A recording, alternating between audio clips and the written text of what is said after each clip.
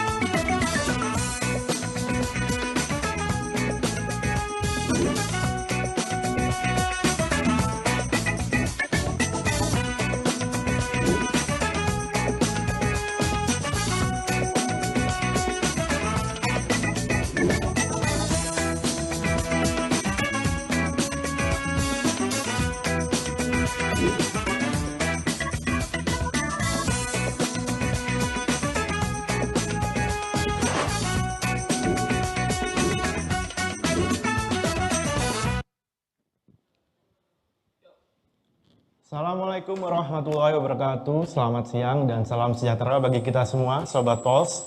Kali ini selamat datang juga di acara Pols yang diselenggarakan pada tanggal 21 April 2025. Terima kasih kepada Sobat Pols yang sudah datang, sudah hadir secara online. Kita terus membagikan energi positif melalui sharing knowledge ini di acara Pols. Kami juga tidak lupa sampaikan terima kasih kepada PT PGN Solution yang sudah menyediakan tempat yang sangat nyaman untuk diskusi kita siang ini. Izinkan juga saya Rio Arif Yudhistira dari PT Perusahaan Gas Negara sebagai moderator siang ini. Sebelum memulai acara mungkin saya kasih sedikit pantun ya sesuai dengan tema siang ini. Laki-laki tidak bercerita. Tapi tiba-tiba tidur di sofa. Daripada tidur di sofa, yuk kita nonton Pols Dear Istriku Tercinta. Tepuk tangan. Oke, Sobat Pols, dalam acara hari ini, Pertamina Corporate University bekerja sama dengan Growth Corner dan juga Agent of Change PT PGN Solution untuk menyelenggarakan acara yang spesial di hari yang spesial ini, yaitu di Hari Kartini tahun 2025. Kami juga ucapkan selamat Hari Kartini kepada para perwira perempuan yang bekerja di Pertamina dan di seluruh Indonesia Raya. Kita tahu Hari Kartini adalah sebuah momen yang bersejarah bagi bangsa kita. Dengan semangatnya kita diingatkan bahwa perempuan memiliki peran yang sangat bervariasi, yang sangat banyak di kehidupan kita. Sebagai pekerja, sebagai ibu, sebagai pemimpin, dan sebagai agen perubahan. Kita mungkin akan fokus kali ini pada wanita yang berkarir, yang bekerja. Ada tantangan yang tersendiri dihadapinya. Bagaimana membalance pekerjaan di sehari-harinya di kantor, ataupun sebagai ibu di rumahnya. Oleh karena itu, di acara yang spesial ini, ada yang sedikit berbeda dan unik kali ini. Biasanya kalau di Hari Kartini, perspektifnya dari para perempuan. Kali ini kita coba gantian gitu ya. Laki-laki pengen didengar gitu karena tidak bercerita jadi pengen didengar. Oleh karena itu kita akan point of view-nya dari suami. Dari para laki-laki yang tidak bercerita ini, apa sih yang dihadapinya oleh mereka terhadap istrinya yang bekerja, apa yang mereka rasakan gitu kan.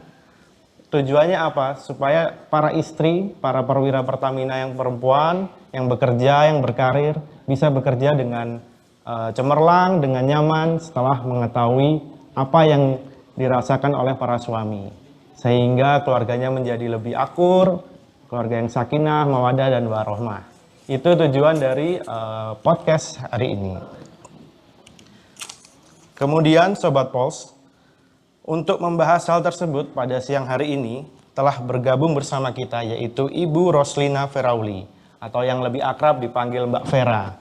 Beliau ini adalah seorang psikolog yang sudah melalang buana, pengalamannya sudah 20 tahun di dunia psikologi. Beliau adalah spesialis psikologi anak, remaja, dan keluarga. Kemudian karirnya juga sangat brilian, banyak buku yang sudah diciptakan juga, karya-karyanya bisa kita nikmati dan kita ambil manfaatnya. Oleh karena itu sebelumnya izinkan saya untuk menampilkan CV dari narasumber pertama kita, Mbak Vera. Mungkin video akan kita tampilkan untuk video CV-nya.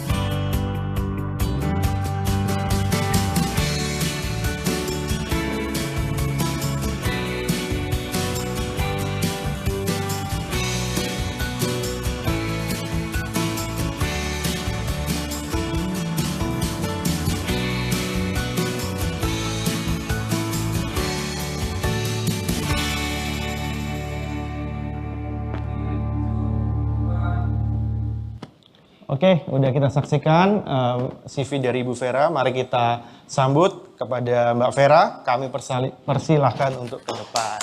Tepuk tangan teman-teman. Selamat siang, Mbak Vera. Apa kabar? Sehat? Sehat.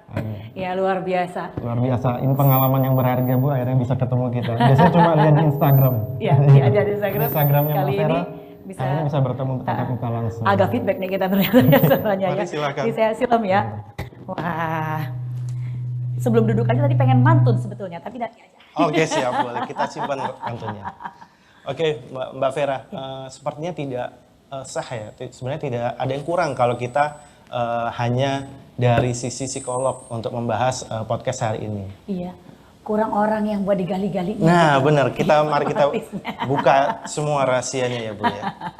Oleh karena itu, kita akan kedatangan juga Mbak Vera, narasumber dari sisi suami. Oh, gitu. ada ya? Iya. Alhamdulillah. Kita anggapnya seorang survival rumah tangga ya, kepala rumah tangga.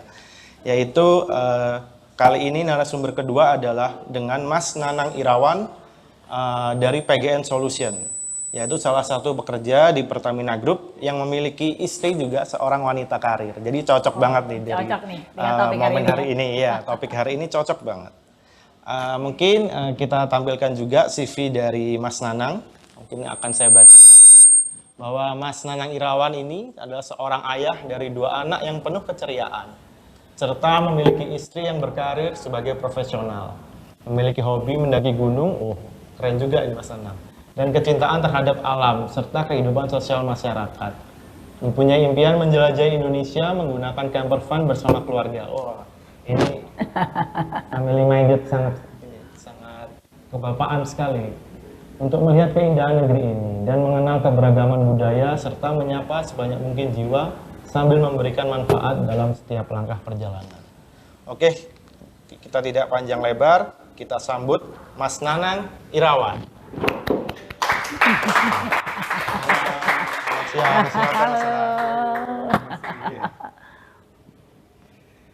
Selamat datang Mas Nanang. Mas Nanang, kita nanti pulang dari acara ini, semoga kita nggak dikunci sama istri ya. Doakan saya juga ya Mas. Oke, selanjutnya lanjut kepada narasumber. Ibu Vera ini Mbak Vera ini akan mempunyai waktu 15 menit untuk melakukan presentasi yang akan dilanjutkan dengan sesi diskusi dengan Mas Nanang. Oke. Kemudian baru kita lanjut dengan sesi tanya jawab. Iya. Kemungkinan banyak nih yang akan bertanya gitu ya, karena topiknya sangat menarik sekali. Nah, nanti selama sharing session berlangsung, Sobat Pols bisa memberikan pertanyaan kepada narasumber dengan format nama, fungsi, dan pertanyaannya. Kalau namanya anonimus mungkin takut dilihat istrinya gitu ya. Takut tidur di sofa tadi ya. Oke, untuk kesempatan kali ini dari panitia juga menyediakan hadiah bagi para penanya beruntung, yaitu voucher 100.000 dan souvenir dari Growth Corner untuk 3 pemenang. Jadi jangan malu-malu bertanya, tidak usah takut gitu ya. Kita buka-bukaan hari ini. terhipnotis kayaknya saya. Oke, terima kasih. Belum boleh loh, Pak. Baik, tanpa mengulur waktu, mungkin kepada Mbak Vera, kita persilakan untuk menyampaikan paparan awalnya Oke. mengenai tema kita, Dear Istriku Tercinta, curhatan para suami untuk istri yang bekerja. Silakan. Iya. Nah ini nih yang menarik. Ya, kebetulan nih ada sejumlah slideshow yang saya akan tampilkan. Mudah-mudahan membantu Sobat Pulse dimanapun berada dan Sobat Tubuh kita ya, yang sedang bekerja tapi sambil nyolong-nyolong dengar gitu kira-kira. Nah kita akan lihat di sini, judulnya Dear Istriku Tercinta. Ya, artinya ini nggak berlaku buat yang masih jomblo. Sorry. Karena kata-kata ini, Dear Istriku Tercinta, curhatan suami untuk istri yang bekerja. Ada pantun yang cocok sebenarnya buat ini. Lelaki nggak bercerita, Satu. tapi tiba-tiba makan siang di rumah ibunya. Waduh. Diusir berarti ya. Artinya ada sesuatu gitu ya. Nah, mengapa curhatan ini penting kalau teman-teman yang udah menikah sedang join nih, Sobat Pulse yang udah menikah kebetulan join bersama-sama kita di sini, boleh deh nulis di handphonenya. Ya, ini sebagai benar-benar kita di awal, ya. Kita assess dulu diri kita sendiri, kita bikin baseline ya, kira-kira gitu ya, evaluasi awal kira-kira. Nah, Dear Istriku Tercinta, blank, blank, blank, blank, kira-kira Anda akan mengatakan apa pada pasangan Anda yang sedang bekerja baik di kantor maupun di luar kota? Coba ya tulis sekarang, di handphone aja cukup, mau tulisan tangan juga oke, simpan ya. Kemudian kita lanjutkan, nanti kita akan bandingkan hasilnya setelah kita mengikuti kegiatan podcast siang ini, oke? Menarik sekali itu, Mbak. Siap enggak? Mas Nanang siap? Siap ya. Tuliskan dalam hati ya. Kalau Mas Nanang torehkan dalam hati. Oke, kira-kira akan ngomong apa nih? Kalau Mas Nanang kira-kira sebelum saya mulai, Mas Nanang akan ngomong apa ya? Di Istriku Tercinta. Dear Istriku Tercinta. Iya, jadi sebenarnya sedikit saya nonton nih, karena memang topik ini juga istilahnya melibatkan partner hidup saya gitu ya. Jadi di belakang sebelum saya mengiyakan gitu kan, saya juga cerita juga sama istri bahwa ada podcast gitu ya dari Good Corner gitu, membahas tentang istri yang bekerja gitu kan. Ya. Mas Nanang, ini masih awal Mas Nanang. Oh iya Si iya judul, betul. Dear Istriku Tercinta, Mas Nanang bakal ngomong apa sama istrinya kira-kira? Kayaknya banyak banget ya akan di ini ya. Mudah-mudahan saya juga nggak sedih gitu, Tapi nggak jangan terharu. di sugar coating ya. Ini masih yang ngomong pahit-pahitnya aja dulu. Nggak apa-apa, coba kira-kira. Dear Istriku Tercinta, mau ngomongin apa sih? Ini belum mulai ya. Iya, belum mulai ya. Jangan sugar coating. sugar Ya coating. apa-apa aja boleh ya. Udah minta maaf kan tadi, Mas? Iya kayaknya sih kita ya minta izin dulu ya biar ada pandangan ke depan buat kami juga gitu ya sebagai keluarga yang suami kerja, istri juga kerja gitu. Mau bilang apa? Dear Istriku Tercinta, blank blank blank, mau bilang apa? Aduh, bilang apa ya? Tapi ini lu santai nih. Nanti kita santai aja. Oke. Itu dulu aja ya. Iya, oke. Agak sulit nyampein sesuatu. Tapi Iya. ya data ini. Kalau teman-teman cermati data ini, kenapa perlu pakai data dulu ya gitu? Karena kalau kita perhatikan yang sebelah kiri dan sebelah kanan, di kiri itu ada data dari Indonesia sebetulnya. Agak sulit menemukan data dari Indonesia ini untuk per dekade dari tahun 70-an, 80-an, 90-an tentang jumlah perempuan bekerja. Apalagi mau mencari jumlah ibu bekerja. Ini beda ya, jumlah perempuan bekerja, jumlah ibu bekerja. Nah, kalau kita cermati dari 2015 ke 2020 ada peningkatan loh sahabat, sobat-sobat Pulse yang dimanapun berada. Nah, sekarang kita cermati kenapa saya bahas ini. Kita perhatikan data dari US, ya ternyata ada peningkatan signifikan. Dari jumlah perempuan bekerja di tahun 50-an, 75, 2000, saya jadi terkenang ya. Papi saya almarhum pernah ngomong 20-30 tahun lalu bahwa nak dengar ya gitu. One day ya, kalau kalian memang akan berkarir, pastikan karirnya fleksibel. Iya. Namun perempuan akan berkarir karena di tahun 80-an kata papi saya dulu. Ya, ayah bekerja udah cukup bikin keluarga sejahtera. Namun di tahun 90-an, ayah bekerja nggak lagi bisa bikin keluarga sejahtera, butuh ibu yang bekerja. Di tahun 2000-an, ayah ibunya bekerja belum tentu keluarganya sejahtera. Iya. Jadi ada extra effort di tiap dekade di seluruh dunia. Ini berlakunya global kok. Nggak cuma di Indonesia, nggak cuma di Amerika. Gitu. bahwa terkait kondisi ekonomi global selalu ada inflasi kan di mana-mana dari tahun 30-an, 40, 50, 60 segala macam. Nah, artinya sejahtera di level tahun 80-an sama tahun 2025 sekarang tuh jauh beda. Jauh beda. Oke. Jadi orang lulusan SMA bisa nafkahin keluarganya secara adequate tahun 80-an, sekarang enggak.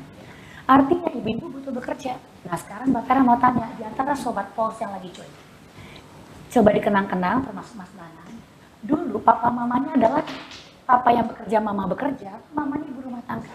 Ya, rata-rata gitu. Ternyata teman-teman akan cermati bahwa oh mamanya saya adalah mama rumah tangga gitu. Artinya kalau mamanya mama rumah tangga, mudah-mudahan cukup kedengaran nih suara saya dari klip yang lain.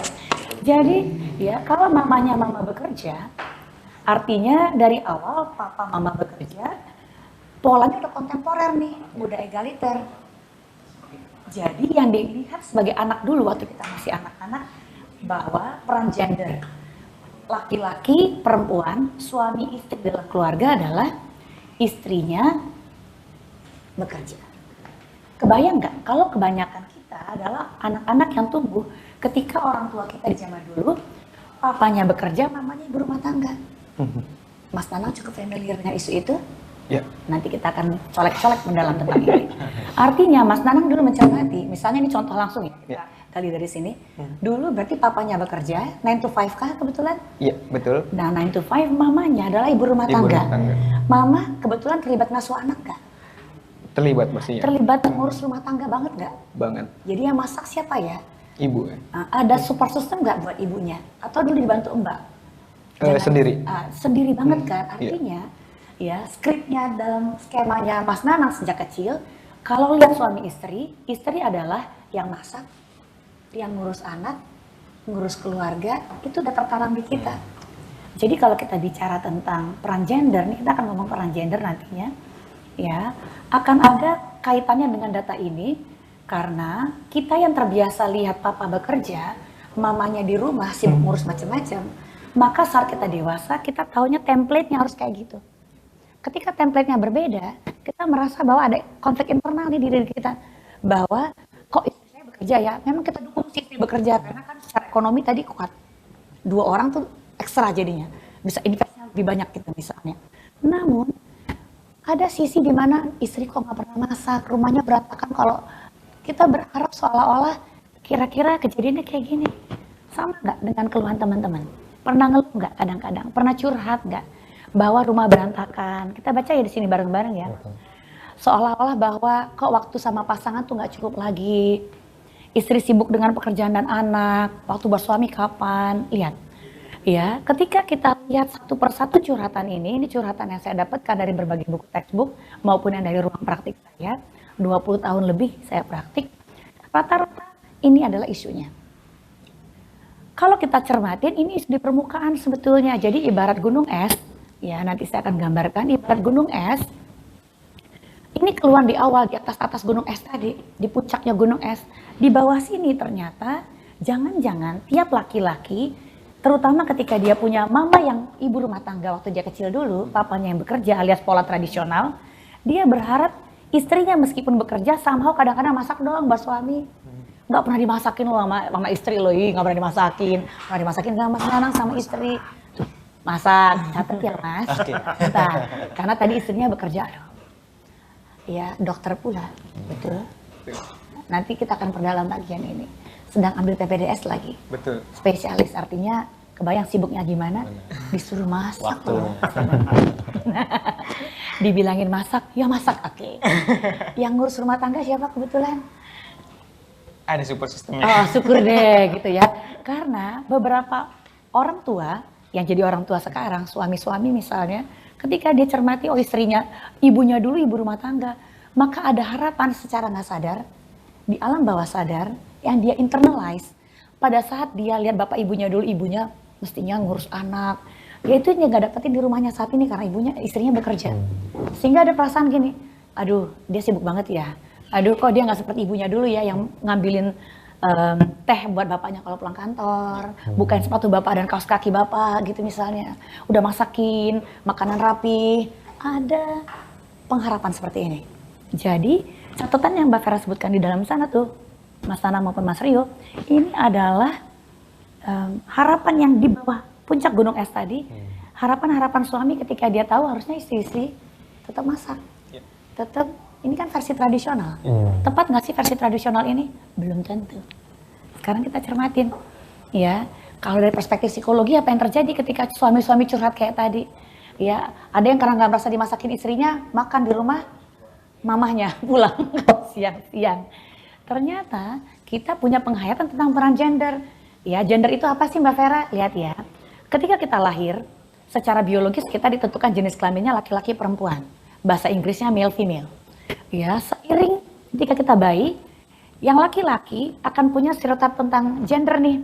Laki-laki harusnya pakai baju biru, ruangannya serba biru, perempuan pink. Ini udah gender sebetulnya. Gender dipengaruhi oleh aspek biologis, yes, tadi laki-laki perempuan tadi. Namun gender ini sebetulnya konteksnya lebih ke sosial budaya. Jadi yang namanya gender, laki-laki diharapkan akan maskulin, perempuan diharapkan feminin. Nah, kebayang nggak kalau feminin versi kita adalah versi mama kita dulu, versi tradisional. Bahwa, oh mama-mama harus masak. Sehingga kalau kita punya istri yang nggak bisa masak, kita sedih, kita kecewa sebagai suami. Nggak pernah dimasakin istri, suaminya gitu. Nah, kebetulan ya kalau kita cermati lagi secara psikologis, kalau si suami tadi waktu kecil karena dia punya mamah yang ibu rumah tangga, dia terbiasa dapat sentuhan kasih sayang yang cukup gitu dari ibunya. Misal, ini contoh loh ya.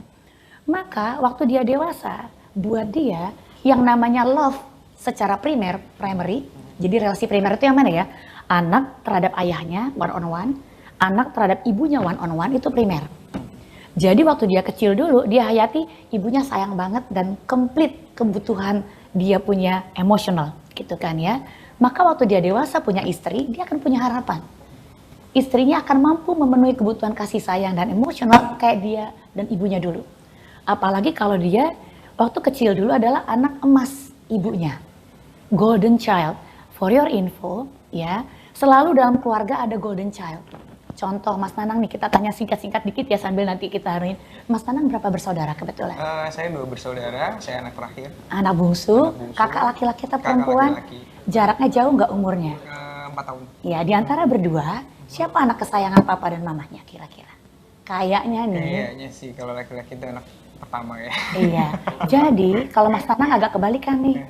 Adalah bukan anak kesayangan, golden child-nya kakaknya. Sekarang kita cermati siapa star dalam family. Star itu maksudnya yang punya achievement, yang punya prestasi lebih baik di sekolah maupun luar sekolah waktu kecil dulu. Siapa ya? Kakak atau Mas Nanang ya? Mungkin saya ya. Lihat ya. Artinya Mas Nanang dulu struggle nih waktu dia lahir, udah ada kakak yang jadi kesayangan papa mamahnya. Anak laki soalnya kan yang pertama. Jadi anak kedua ini objek penyerta penderita aja gitu kan ya. Bahwa kehadirannya tuh ada, antara ada dan tidak nggak apa-apa sih gitu. Sehingga waktu dia kecil dulu dia akan usaha nih untuk berprestasi, punya achievement buat dapat apa ya kayak gitu ya. Jangan-jangan pengakuan. Nanti bahasanya Mas Nanang tentang love dan cinta dari istrinya adalah pengakuan. Hati-hati kalau suami nanti istrinya punya pendapatan lebih besar. Tiba-tiba akan ada persaingan antara suami istri secara nggak sadar muncul di dalam keluarga. Lihat aspek-aspek ini. Betapa besar dampaknya. Nah kalau yang kakak tadi anak kesayangan gimana? Dia akan terbiasa jadi anak kesayangan nih misalnya ya. Maka akan punya kebutuhan dapat perhatian ekstra dari istrinya. Kalau punya istri yang bekerja, ya, maka si istri tadi akan sibuk sendiri di luar. Jangan-jangan istrinya mendahulukan atasannya gitu ya. Atasan ngajak meeting, suami lagi ngajakin camping, siapa yang diokein gitu kan? Maaf sayang, campingnya kita tunda ya. Kita perginya meeting dulu sebentar gitu sama atasan. Terabaikan nggak rasanya? Akan terabaikan karena aspek kebutuhan dasar tadi dirasa nggak terpenuhi. Kok nggak terpenuhi padahal tetap dapat kasih sayang kok besok-besoknya lagi gitu ya? Enggak, karena dia di nomor sekian kan. Bahasa cintanya secara primer bukan di nomor sekian kan gitu.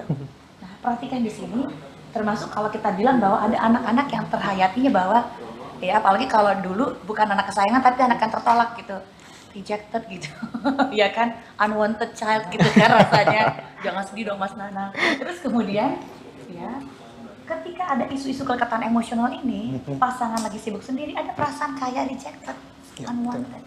Ini yang bikin isu dalam suami istri sebetulnya. Karena ada pola-pola yang kita bawa dari masa lalu dalam relasi bersama orang tua kita saat kita kecil dulu. Apalagi kalau disertai dengan masalah komunikasi. Yang mana tuh?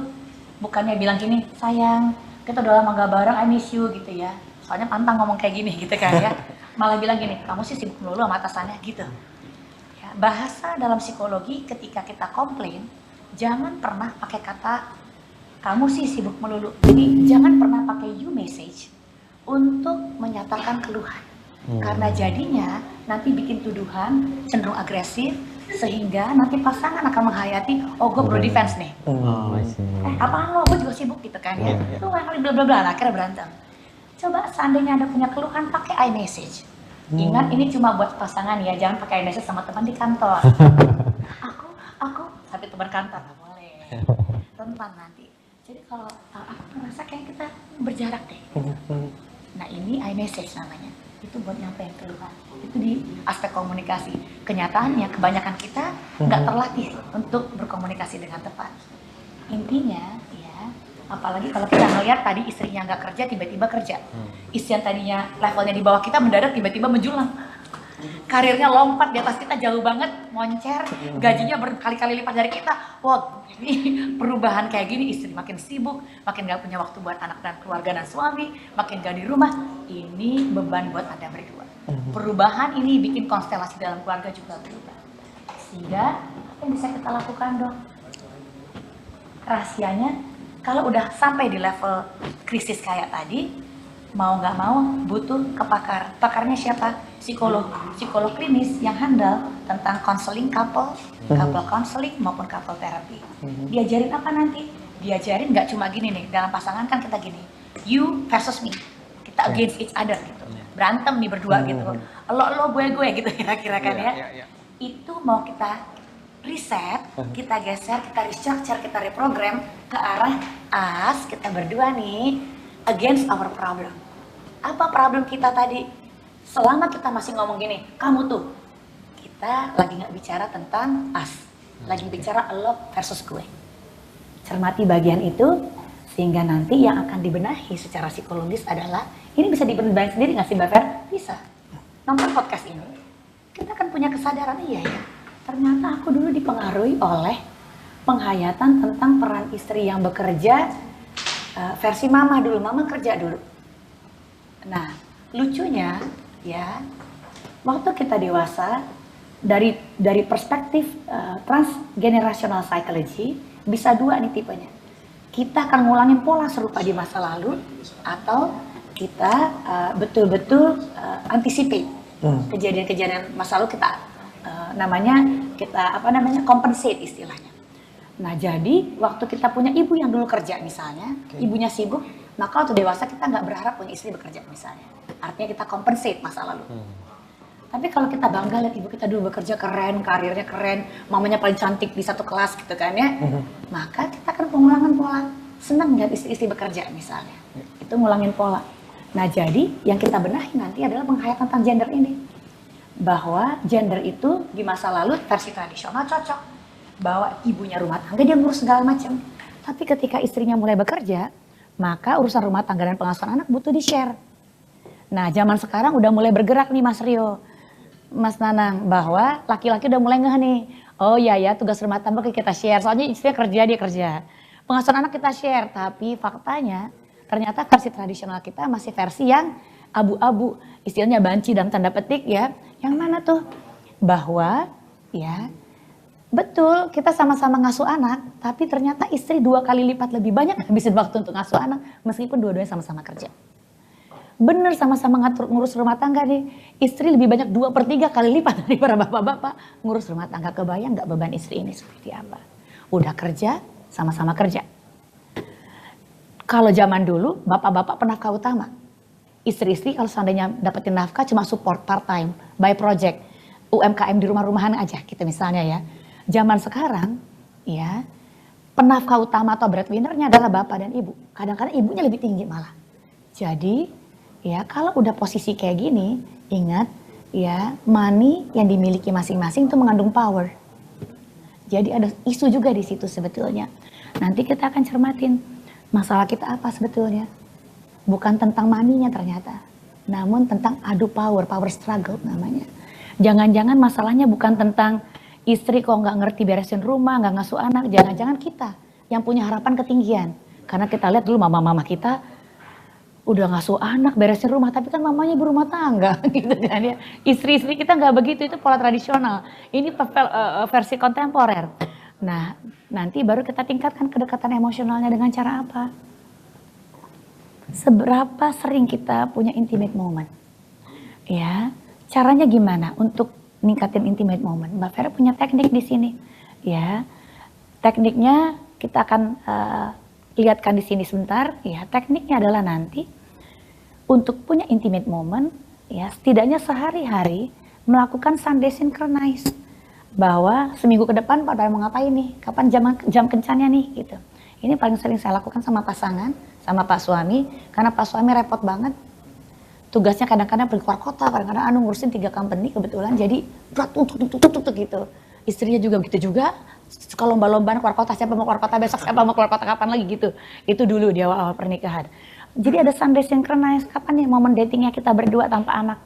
Ya, ada chat harian, pillow talk misalnya, atau di saat bathroom talk misalnya, toilet talk, kita ciptakan toilet talk.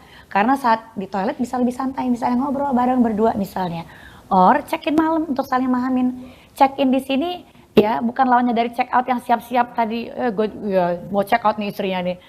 Check out dari mana? Check out dari keranjang kuningnya? Bukan. Check out dari relationship? Bukan sih. Ini check-in maksudnya ya bukan pergi ke hotel gitu check-in, enggak. Namun mampu ngedeteksi kebutuhan pasangan lagi apa, pasangan lagi stres, lagi bete kah, what can I do for her, gitu. Apa sih yang bisa dilakukan terhadap istri misalnya, karena mereka bekerja, ngurus anak, ngurus rumah tangga, di sekolahan jadi ketua perkumpulan ibu anak apa orang tua misalnya, itu kan berat. Nah sekarang kita cermatin ya, Mbak Vera itu ada contoh kasus nih, namanya Rina, sebut saja. Ya Mawar juga boleh deh, ya kan ya, usia 30 tahun. Anaknya 2. Anak Mas Nanang berapa? 2. Ini bukan Mas Nanang punya loh, ini bener-bener belum berarti ya. Ini Budi ya. Pegawai swasta, ini semuanya nama samaran, usianya juga kita samarkan tipis-tipis. Pernikahannya stabil. Ya karena itu tadi istri berumah tangga. Ketika istrinya mulai bekerja, mulai muncul konflik peran. Pak Budi ngerasa tersisih, nggak dihargai nih, soalnya istrinya lebih utamakan pekerjaan. Terus mulai terlibat dalam rumah tangga, jadinya tadi yang pulang kantor tadi leye-leye, sekarang pulang kantor ngurus anak dulu. Itu berat. Si istri ngerasa, oh suaminya nggak terlalu dukung, karena tadi udah bantu sih, tapi masih kurang terbantu gitu. Karena banyak yang dikerjakan. Nggak didukung, disalahkan atas pilihan kerja, lihat pola-pola ini. Ujung-ujungnya apa? Berantem, saling nyalahin, saling argumen, ya karena tiap ketemu argumen, besok-besok nggak pengen ketemu kan. Jadi suaminya muncul, istrinya masuk ke kamar. Suaminya di dapur, istrinya bukan ke sumur sih maksud saya, tapi intinya jadi menghindar. Komunikasinya jadi negatif. Apa yang bisa kita lakukan kalau udah statusnya kayak gini banget, ya kita butuh ada sesi terapi. Di awal sesi pasti akan dibongkar-bongkar dulu. Core isunya apa sih isu dasar dari pasangan ini? Ya, keyakinan mereka tentang gender roles itu apa sih, peran gender itu apa sih, istri mesti ngapain, suami mesti ngapain. Ya, emosi apa sih yang terabaikan dalam pernikahan ini? Itu yang kita lagi mau bongkar. Baru kemudian kita pakai teknik iMessage tadi latihan. Karena banyak pasien yang saya latih iMessage masih tetap gagal. Karena awal-awalnya pakai I memang, tapi habis itu nyalahin. Aku ngerasa sakit soalnya kamu masih pakai kamu. Kamu soalnya abai, kamu lebih mentingin pekerjaan. Itu bukan iMessage. I-nya memang di awal udah bener, tapi berikutnya nggak tepat iMessage-nya. Harusnya kan sampai di level aku merasa terabaikan, itu cukup. Saat kita curhat pakai iMessage, komplain pakai iMessage, kita sedang buka diri bahwa kita di level yang sedang punya isunya. Sehingga pasangan gak merasa diserang, mereka gak merasa perlu defensif, bahkan mereka pengennya protek kita gitu. Coba aja nyerang perempuan. Anda kasih 1 kalimat, dia bales 10 kalimat. Pakai iMessage. Ya. Baru suaminya pengen kesel gitu kan ya, suaminya langsung lempar sesuatu, istrinya langsung lempar sesuatu nanti kalau suaminya. Jadi hati-hati. Ingat, perempuan suka amplified, right? Ya, Anda kasih 1 sperm, dia kasih 1 anak, betul ya? Dikasih 1 kalimat kemarahan, dia balikin 10 gitu, hati-hati. Ya, jadi nggak pakai you message tapi pakainya I message, nanti kita latih lebih banyak di podcast ini, menghindari kritik dan sarkasm. Bila perlu tadi ada solusi-solusi yang kita lakukan everyday, sekian bulan lamanya, sampai nanti betul-betul relasinya kembali hangat, intimate, meskipun suami dan istri sama-sama kerja, gitu kira-kira Mas Rio. Terima kasih Ibu Vera untuk pemaparan materinya. Kita aplaus dulu untuk Ibu Vera, keren sekali. Wah, habis dari paparan yang disampaikan oleh Mbak Vera ini, saya langsung pengen ketemu istri. Langsung pengen ngobrol, iya.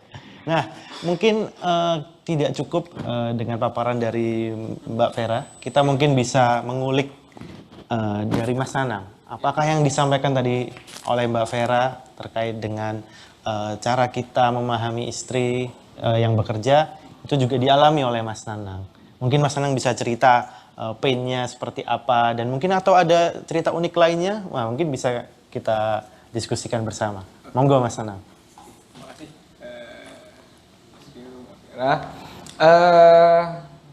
Ini saya cerita juga ya buat ke diri saya. Kebetulan saya mempunyai seorang istri ya. Dia berkarir profesinya sebagai dokter gitu kan. Sekarang lagi mengambil spesialis. Jadi tapi itu lebih tight lagi daripada dokter, pekerjaan dokter, karena harus menghadapi PPDS. Iya betul. Iya.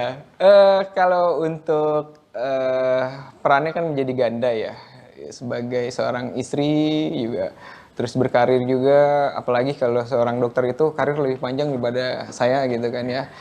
Mungkin saya sampai 55, dokter itu bisa 60, 65 gitu ya. Lebih panjang dan penghasilannya juga mungkin lebih tinggi. Bisa multiply ya. Multiply, betul. Itu challenging buat saya gitu kan. Ini POV problematika saya ya, mungkin berbeda dengan yang lainnya.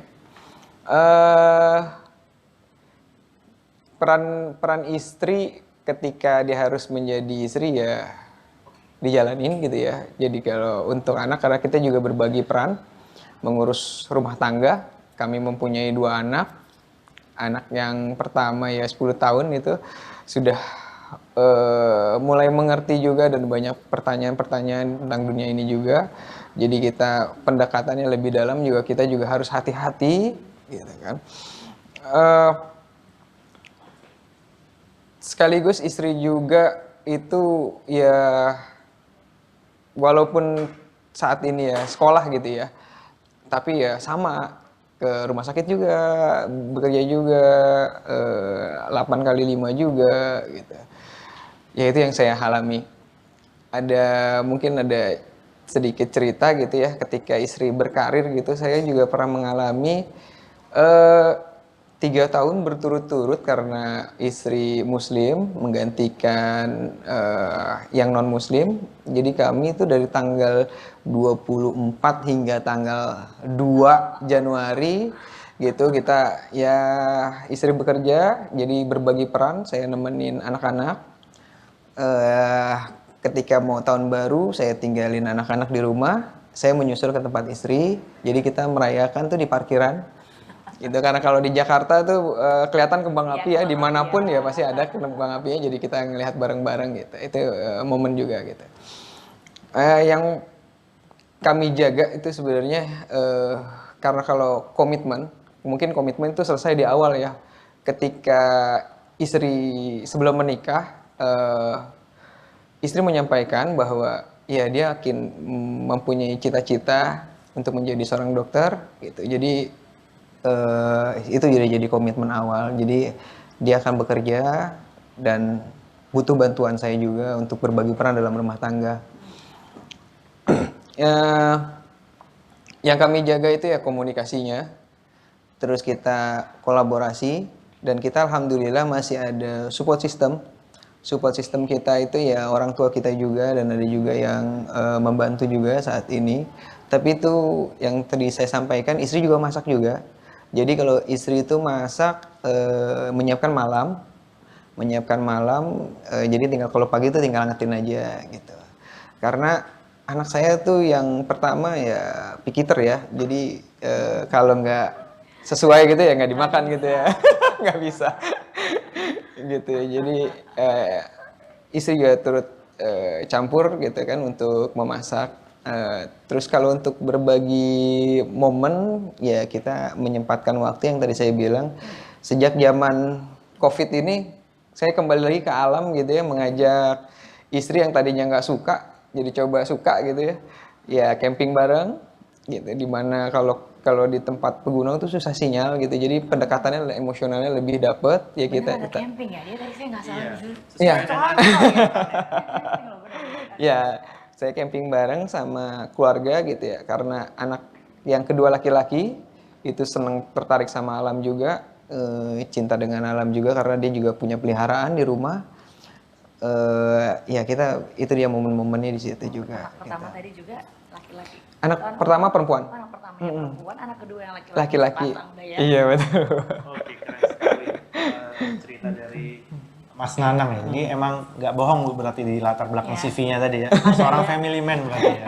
Family man, suka camping bareng. Iya benar, luar biasa. Nah, Bu Mbak Vera, saya cukup suka dengan tadi yang Mbak Vera sampaikan ya, bahwa ternyata saya juga reflect ke diri saya ya, sebagai seorang suami juga ya. Betul. Bahwa ternyata emang cara pandang kita itu terefleksi dari internalize dari masa kecil kita dulu memandang orang tua kita gitu ya.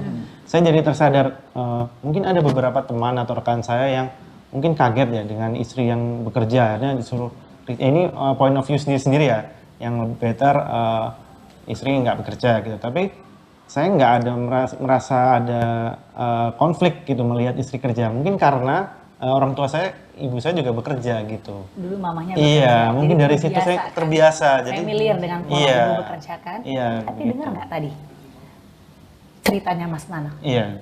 Teman-teman Sobat Pos tadi dengerin nggak? Mas Nanang udah 2 kali ngulangin loh. Ada kekhawatiran ternyata. Lihat ya, kalau kekhawatiran berarti basisnya adalah kecemasan sebetulnya. Ada kekhawatiran bahwa, dan ini diulang 2 kali, karirnya tenaga kesehatan seperti dokter misalnya, seperti istri Mas Nanang, itu karirnya lebih panjang loh Mbak Vera, gitu. Lebih panjang loh teman-teman. 60-an tahun aja masih, 70 tahun pun masih praktek sebetulnya.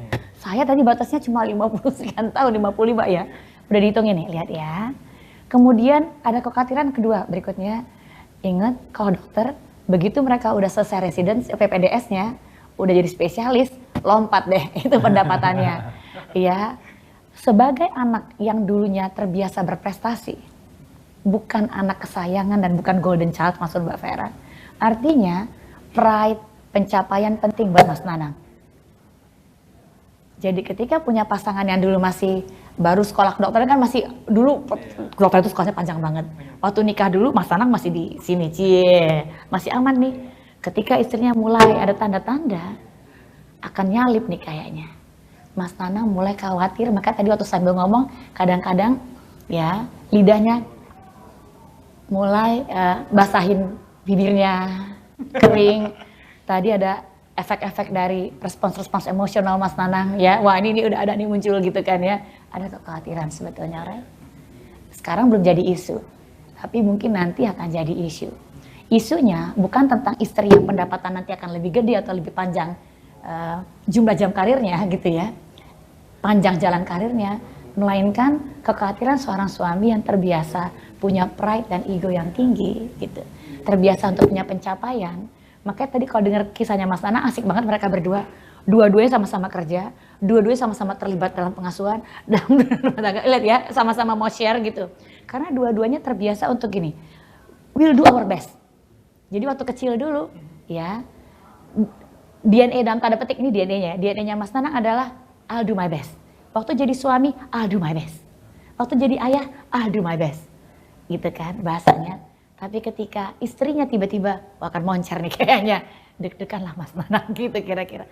Selama Mas Nanang ngerti ada isu ini, potensial isunya tentang pride ego tadi, ini bisa jadi pelajaran bareng-bareng sebetulnya gitu.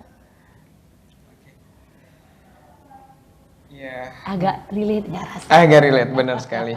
Relate banget nih kayaknya nih. Mbak Vera yang tercerahkan nih. Iya, sampai pembacaan fisik juga dibaca kayaknya sih ya. Dan tadi kakinya ada tekanan-tekanan tertentu pada saat tadi kan semuanya terpengaruh kan. Iya, iya. Pada saat ngomong, itu kan akan panjang ya gitu kan. Tadi ini sebelahnya ada tekanan-tekanan yang nanti kita ulang-ulang kembali tuh tontonannya nanti gitu ya. Kira-kira begitu Mas Rio kalau dari kisahnya Mas Naam tadi. Mungkin juga, waduh ini kayaknya bisa panjang nih. Panjang banget. Menarik sekali. Menarik Saya sebagai seorang suami juga pengen cerita banyak gitu. Tapi kita di pos kali ini juga udah banyak nih Bu, banyak. Saya cek ya, udah ada mungkin puluhan ya pertanyaan. Katanya laki-laki nggak bercerita, tapi ternyata bercerita di sini. Mungkin sebelum ke penanya di online, mungkin saya juga ingin bertanya Mbak ya. Mbak Vera, mungkin ada case gitu ya, ini jadi curhat nih gitu ya. Mungkin seperti yang tadi Sunday Synchronize gitu, itu bisa dilakukan untuk pasangan yang nggak LDR gitu.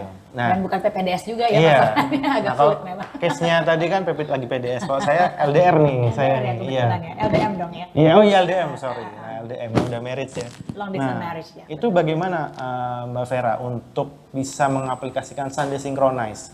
Kalau saya sih 2 minggu sekali gitu ya, pulang atau kadang seminggu sekali tergantung kondisi. Tapi ada jarak gitu yang nggak bisa mengaplikasikan tadi Sunday Synchronize. Nah, ada cara lain nggak untuk bagi pasangan-pasangan yang LDM ini untuk tetap menjaga keharmonisan keluarga? Kita cermatin dulu ya, Oke, siapa yang siap. paling sering kangen? Mas Rio atau pasangannya? Kayaknya saya. Ya kan? Ya, dan ketebak ya, Iya, dan ya bahasanya ya. Karena kalau kita cermati tadi, ini Mbak Vera boleh gambar nggak sih? Bisa berdiri nggak sih? Boleh, sebenarnya? silakan, Ya, Mbak izin Vera. berdiri dulu ya. Ya, biar teman-teman bisa ngeliatin nih kayak gini nih. Ya, ini papa mamanya. Ini saya pakainya nggak usah pakai gambar. Ini kan harusnya laki-laki, ini perempuan gitu ya. Nah, Mbak Vera pakainya gini aja. Ini papanya Mas Rio, ini mamanya Mas Rio. Dulu mamanya kerja ya? Iya, udah. Anaknya ada berapa? Sekarang saya Anaknya papa mama? 3. Anda anak berapa? Ya 2. Anda anak tengah ya? Iya. Ini Mas Rio. Ini namanya Rio. Oke. Kakaknya laki perempuan? Laki. Laki-laki ya? Semua. Ini laki. Adiknya laki Laki perempuan? juga. Oh semua Iya. laki. Yang ngasuh ketika papa mama ini kerja, karena ini adalah working parents kan? Iya. Yang ngasuhnya siapa dong? Ada support system sih keluarga. Betul, jadi ada mbak kan? Iya, ada. Nah, ini ada laki-laki apa perempuan pengasuhnya? Perempuan. Jadi ada mbak. Mbak ini ganti-ganti nggak? Enggak. Enggak, stay. Iya. Paling deket sama siapa mbaknya? Semua sih. Iya, paling deket. Yakin semua? adik-adik Yakin. sama adik. Iya, sama yang ini kan. Kita giniin dulu ya. Nah, mamanya kerja, papanya kerja. Aku sama siapa? Gitu kan. Golden child di sini siapa dong? Adik. Adik sih ya. Udahlah dia deket sama mbak, dia kesayangan juga nih dia. Golden child.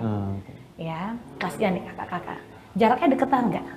6 tahun. 6 tahun. Oh, jauh ya. Sama kakak 3 tahun. Ini 3 tahun, ini 6 tahun. Iya. Jadi sebenarnya lebih dekat dengan kakak dong Iya. sebetulnya.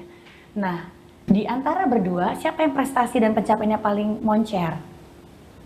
Mungkin sama kayak Mas Anang saya mungkin. Iya. Nih lihat anak tengah yang berprestasi. Biasanya kan anak tengah paling bandel ya biasanya ya. Paling rebel dan segala macam, ini enggak. Ini yang paling berprestasi. Artinya ya, Mas Rio ternyata anak yang ngupayain. Ya, karena tahu papa mamanya kerja sibuk, berarti achievement penting di rumah ini. Karena achievement penting. Ternyata achievement yang Mas Rio lakukan sebetulnya untuk dapetin kasih sayang kan sebenarnya. Nah, dulu dapatnya dari mana dong? Karena mereka sibuk bekerja, terlibat dalam pengasuhan nggak dua-duanya? Nah, terlibat. Terlibat, tapi nggak segitu-gitunya Iya, banget kan? Weekend. Terlibat dalam pengasuhan rumah tangga, dalam ngurus rumah tangga nggak dua-duanya? Iya, Terlibat, porsinya. tapi nggak segitu juga kan? Sehingga anak nomor 2 ini biasanya ngapain? Main keluar rumah kah? Atau menekuni buku-bukunya di rumah? Lebih main keluar sama teman-teman, Lihat, main bola gitu. main bola. Nih sama teman-teman ya. Jadi pemenuhan kebutuhan emosionalnya bukan one on one dengan papa mama yang primer, tapi sekunder. Improvement. Terbiasa dapat banyak. Dapat banyak. Jadi sebetulnya yang dulu kosong tangkinya adalah tangki afeksi emosinya. Jadi waktu menikah, ya, pola ini akan berulang. Anda dalam relasi bersama pasangan, Anda akan punya kebutuhan untuk dapat perhatian dan kasih sayang yang tinggi, namun Anda menikmati pola relasi yang pasangannya juga pergi gitu. Look at that. Ngulang nggak polanya? Iya. Iya. Jadi yang paling kangen siapa? Istri apa Mas Rio? Saya. Mas Rio. Karena dulu unfulfilled emotional needs-nya. Sekarang pun masih unfulfilled, kasihan. Look at that.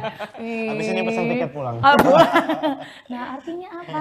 Kalau pasangan ngerti nih, Mas Rio ternyata curhatannya, kangen gitu karena terbiasa dapat pemenuhan kebutuhan. Kalau lagi jauh pasangannya berarti Mas Rio pasti dapatnya dari figur yang banyak, misalnya dari anak atau teman-teman atau teman gaulnya atau teman komunitas, teman hobi. Punya nggak pertemanan kayak gitu? Iya. Nah, tuh kan, benar kan? Pengulangan nggak polanya? Iya. Iya, itu yang bikin istri-istri agak puyeng juga tuh. Wah, waktunya di luar banyak nih gitu kan ya.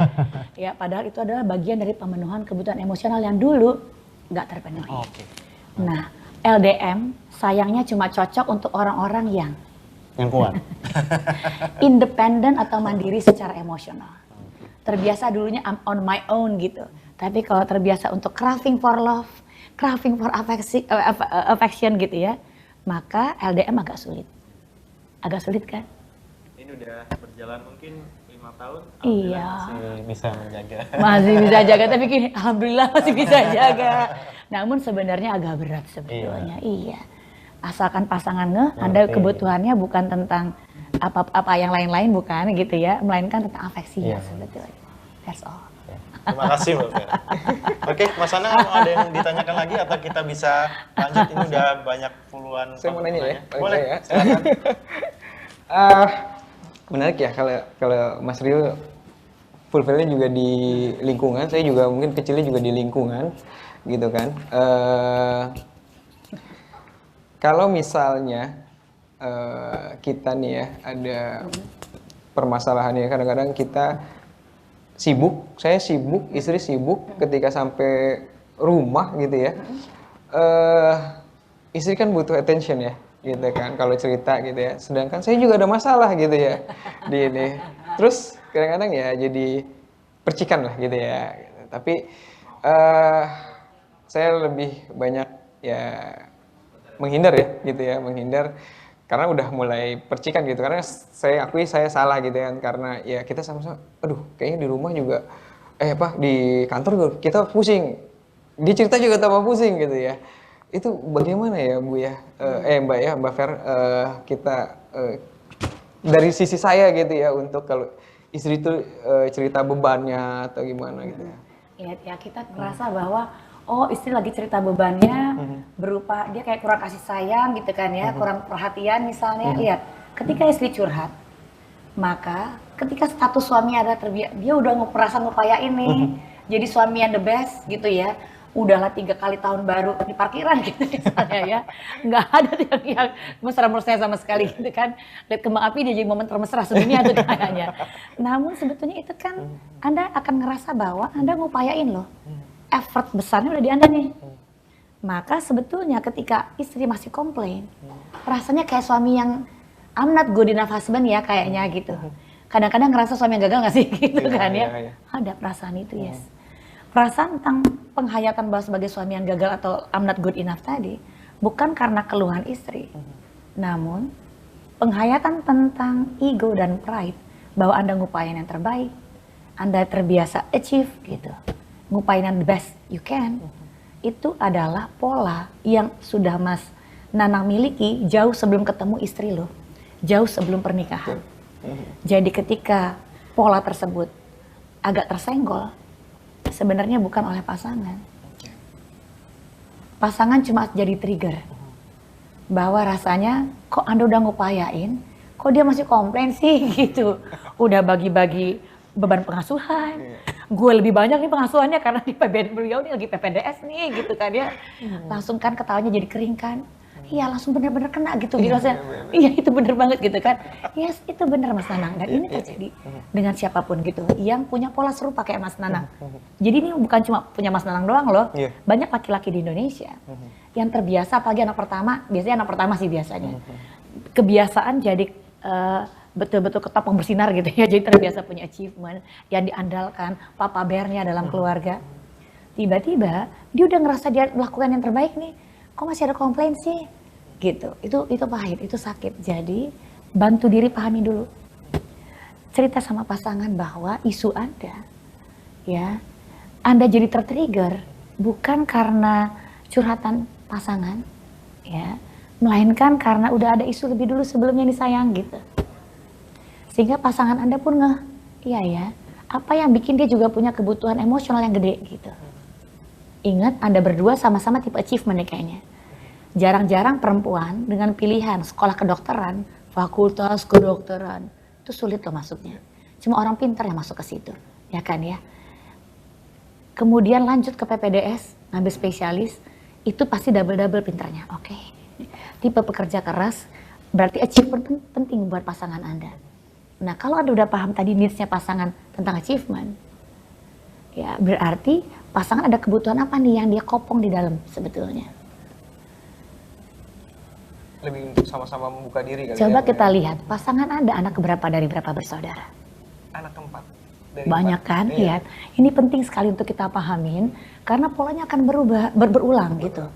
Ya, anak keempat dari berapa bersaudara? 4 bersaudara. Jadi bungsu nih. Bungsu. Ini sama-sama bungsu ketemu bungsu ya dalam pernikahan. Lihat. Nah, di antara kakak-kakak beliau tadi, beliau perempuan satu-satunya atau banyak perempuan lainnya? Dua-dua jadinya. Jadi dua-dua. Siapa anak paling kesayangan di rumahnya waktu dia kecil dulu? Dalam cerita-ceritanya beliau. Kalau yang saya lihat sih kayaknya justru dia. Oke, dia dalam kesayangan. Siapa yang punya achievement paling tinggi waktu kecil dulu? Dia juga. Iya, berarti dia udah borong semua trofi ini ceritanya. Lihat ya, kalau kita punya pasangan yang terbiasa ngeborong semua trofi, anak lain itu adalah anak ya objek penderita dan pelengkap aja gitu kan ya, pelengkap penderita, maka dia terbiasa dapat semuanya gitu. Dia dapat achievementnya, makanya beliau kerja bisa, anak picketers, nih gue masakin gitu. Buat beliau itu sebuah tantangan. Malah antusias jangan-jangan bikinnya, betul nggak? Namun kebutuhan beliau akan atensi, perhatian, achievement total, komplit. Jadi Anda berdua butuh latihan nih untuk jadi power couple sebetulnya. Bahwa dua-duanya tipe achievement, gimana caranya saling dukung biar sama-sama terpenuhi kebutuhan emosionalnya tanpa beratin pasangan. Berarti yang dibutuhkan adalah kesadaran dari dalam untuk muncul. Karena waktu kita kecil, kita nggak bisa muji diri sendiri. Nggak bisa kasih feedback buat diri kita sendiri. Nggak bisa bilang I love you ke diri sendiri waktu kita kecil. Kita mengandalkan orang luar. Ngandalin dari papa mama, ngandalin dari kakak adik misalnya. Waktu kita udah remaja dan dewasa, ya, orang yang sehat, individu yang sehat kepribadian dan mentalnya akan mampu memenuhi dari dalam untuk dirinya sendiri. Bahwa dia oke, I'm good, ya, bahwa saya dicintain, saya banyak support sistemnya gitu, perasaan yang seharusnya muncul. Kalau sampai dewasa rasa itu nggak muncul, terbiasa dipenuhin dari luar, karena tadi anak kesayangan, achievementnya banyak, gak ada terbiasa dapat dari luar, maka waktu dewasa pun bahasa cintanya sama. Mantap. Sana gimana? Ya, tercerahkan ya. Oke, Mbak Vera, Mas Anang, ini ternyata udah ada 700 attendee yang hadir di secara online. Oke. Oh, luar biasa. Ternyata relate ya bapak-bapak Iya. semua kayaknya Ya, dia. banyak juga bapak-bapak yang bercerita ya. Iya. Oke, kemudian kita mungkin akan lanjut ke penanya di chat box dahulu. Iya. Mbak Vera. Oke, ini ada penanya pertama dari Bapak atau Mas ya? Kita anggap aja Bapak ya, Bapak Arif PDSI. Terima kasih Bu Lina dan Pak Nanang. Izin. Jadi Bu Lina kan. Mbak Vera gitu. Ada. Sebentar. Oh, sebentar. Iya, ini hilang. Sebentar. Coba mohon dibantu. Yang tadi ya. Iya, sebentar. Dari panitia.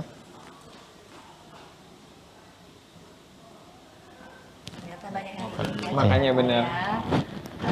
Tapi memang kondisi saat ini ya, apalagi di kota-kota besar gitu ya, kayaknya tambahan sos itu juga perlu juga gitu ya. Jadi ya, terus juga banyak juga kan wanita terus di saat ini gitu ya, pada bekerja gitu ya, karena mereka juga kan punya impian, terus sekolah, terus menjadi apa sih, berkarir gitu kan. Ada juga yang sebelum menikah sudah berkarir terlebih dahulu, terus menikah gitu ya, betul. Lebih kompleks lagi tuh. Lebih gitu kompleks kan lagi, ya. betul.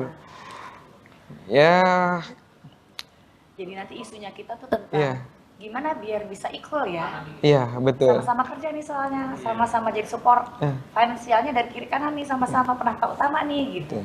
Gimana biar bisa setara ya. Betul. Gimana bisa Apalagi kayaknya ya, gitu. perlu persiapan juga nih, karena mungkin ada yang mau nikah nih, sama-sama berkarir nih, ngikutin acara ini gitu kan. Langsung tahu ya. Apa harus dilakukan. Oke, sekarang Mbak Vera, kita lanjut kembali ke chat box ya. Udah bisa dibaca. Terima kasih dari Pak Arif ini. Sebentar. Kok mati? Nah ini. Dari Pak Arif, terima kasih Bu Lina dan Pak Nanang. Izin bertanya. 1. Bagaimana idealnya porsi atau time management untuk wanita yang bekerja di luar rumah? Berapa persen? Untuk keluarga berapa persen? Untuk pekerjaan berapa persen? Dan berapa persen untuk diri sendiri? Itu pertama. Yang kedua, bagaimana tips suami istri untuk merawat kualitas pernikahan jika suami dan istri sama-sama bekerja di luar rumah? Dan yang ketiga, bagaimana strategi pengasuhan dan pendidikan anak yang terbaik jika suami dan istri sama-sama bekerja di luar rumah? Cakep pertanyaannya. Gitu. Relate ini ya sama semua. Izin ya, Mbak Vera gambarin dulu. Oke, ya, Mbak Vera. Ya, bahwa seberapa porsi buat diri, buat keluarga, buat bla bla bla gitu kan ya. Ini kita gambarin dulu. Ini adalah Anda. Ini adalah istri Anda, betul? Nah, lihat pernikahan yang sehat ya adalah ini. Waktu buat pernikahan kita sebagian saja dari diri kita, ya, baik dari suami maupun istri. Ini pernikahan yang nggak sehat. Ketika ngelebur jadi satu, suami istri sama-sama, ya, yang satu ngalah nih untuk ngikutin yang lain. Semua waktu diserahkan untuk bikin, misalnya gini, suaminya bekerja, ya, istrinya bekerja tapi dia ngalahan terus, dikit-dikit mesti pulang karena anak berkenapa-napa, dia yang pulang dia ngalah, lihat, waktunya semua diserahkan untuk pernikahan, keluarga, lihat habis-habisan. Ya, kalau yang gini sehat nggak? Nggak ada waktu berdua sebetulnya, jarang banget, minimalis, nggak sehat. Pernikahan yang sehat adalah yang ini. Ada momen untuk karir, baik dari Anda maupun karir pasangan. Ada momen untuk pertemanan di luar sana atau hobi, pasangan pun sama, lihat. Ada momen buat ngasuh anak, one on one. Ya, jadi tiap orang punya porsi-porsinya. Berapa persen nih Mbak Vera? Tergantung. Tiap manusia dulu waktu kecilnya ya punya kompleksitas aspek budaya, sosial, aspek biologis dirinya sendiri, psikologis dirinya sendiri. Jadi semua nentuin. Aspek biologis, psikologis, sosial, budaya tuh nentuin semua. Jadi senyamannya. Jadi nggak bisa nih kita bilang bahwa misalnya kalau suami Mas Rio tadi ya kan di luar kota. Jadi istrinya Mas Rio, maaf kok jadi suami sih gara-gara Mas Rio sebagai suami, istri akan di luar kota. Maka kapan di rumahnya? Nggak ada nanti, minggu depan misalnya atau 2 minggu lagi. Nah, apakah itu sehat? Ya, untuk mereka yang LDM, terus terbiasa dulu ngeliat papa mamanya kerja dan di luar kota juga jauh-jauhan, itu sehat. Jadi sosial budayanya demikian, penghayatannya itu sehat. Namun buat misalnya jangan-jangan buat Mas Nanang itu berat gitu misalnya, nggak sanggup deh kalau mesti jauhan misalnya, dan Anda pun demikian. Jadi mana persentase-persentasenya, yang penting aspeknya cukup harmonis, bukan seimbang ya, harmonis. Jadi dapetin semua nih, pinter-pinter cara mencarinya. Jadi ada aspek buat temen, hobi, buat pasangan, buat karir, ya. Bahkan beberapa orang menghayati karirnya adalah hobinya. Jadi lebih gampang kan pemenuhannya, bahwa karirnya adalah aspek religiositinya karena dia kerja karena buat ibadah. Terpenuhi itu udah aspeknya, gitu kira-kira. Nah itu pertanyaan tadi pertama. Yang kedua, bagaimana tips suami istri untuk merawat kualitas pernikahan jika suami dan istri sama-sama bekerja di luar rumah? Bagus, sama-sama kerja di luar rumah, nanti kencangnya langsung pulang kantor gitu. Ya, perginya berdua, jangan nebengin teman kantor. Yang ditebengin istri sendiri gitu ya. Jadi para suami-suami kalau mau nyari momen berdua tuh gampang banget sebetulnya. Nah, yang jadi kendala kita adalah kadangkala nggak tega ninggalin anak di rumah. Anak sama siapa? Berarti isunya Anda sebetulnya adalah tentang isu lain lagi yang berbeda terkait anak dan pengasuhan. Nah, Ketiga ya. itu yang ketiga nih. Bagaimana strategi pengasuhan dan Tuh pendidikan kan? anak yang terbaik Relate kan? Jadi sebenarnya galau nih. jika suami istri bekerja di luar rumah? Kalau mau kerja, udah kerja habis waktunya, masa masih dihabisin buat berdua lagi, anaknya kapan gitu kan ya. Jangan-jangan kita punya skrip sendiri nih, skema tersendiri tentang anak waktu kita jadi anak-anak dulu. Sehingga merasa bahwa kayaknya anak punya harapan nih dari bapak ibunya. Padahal enggak sih. Nah jadi apa teknik pengasuhan terbaik? Sampai detik ini nggak ada buku parenting paling oke semuka bumi yang disepakati oleh para pakar tentang pengasuhan terbaik, karena pengasuhan itu ditentukan oleh profil suami, profil istrinya, profil anaknya. Contoh profil suami udah oke nih, suaminya tipe akademis. Ya, kan Mas Danang dulu kan juara. Istrinya tipe akademis juga, anak kedokteran. Pasti akademis. Pasti punya harapan akademis yang tinggi dong tentang anaknya. Ada. Kalau Mbak Vera, tipe akademis dulu, sampai dapat scholarship segala macam tipe akademis. Namun kemudian di tengah perjalanan ngelihat teman-teman yang dulu nggak masuk UI, dulu sekolahnya biasa-biasa aja, ya wealthy, sejahtera, aset yang melimpah luar di luar negeri, kok kita biasa-biasa aja ya gitu. Di situ saya nyadar, oh nggak perlu akademis nih, kalau begitu berubah dong. Nah lihat, jadi pengasuhan sekarang lebih santai. Anak-anak nggak masuk sekolah nggak apa-apa, yang penting kita keluar dulu, kita lihat ke museum mana, kita cari experience, beda kan jadinya. Bandingkan dengan Mas Danang dan istri yang tadi tipe sama-sama akademis. Anaknya diharapkan akademis, sayangnya tadi anaknya disebutkan picky eater. Anak picky eater berarti ada isu sensoris di dalamnya. Kalau punya isu sensoris artinya akan ngaruhin salah satunya atensi, konsentrasi kadang. Nah buat mereka-mereka yang akademik, yang jagoan akademik, itu stressful jadinya. Jadi challenging misalnya, itu akan jadi isu. Lihat.